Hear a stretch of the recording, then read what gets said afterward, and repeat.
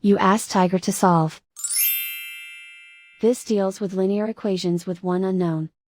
The final result is p equals -8/5. Let's solve it step by step. Group all p terms on the left side of the equation.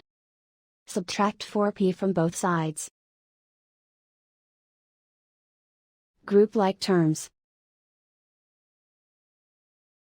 Simplify the arithmetic. Group like terms. Simplify the arithmetic.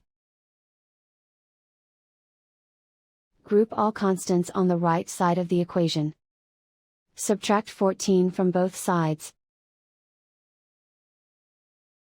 Simplify the arithmetic.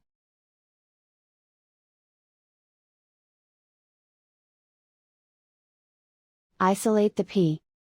Divide both sides by 5. Simplify the fraction. And so the final result is p equals -8/5.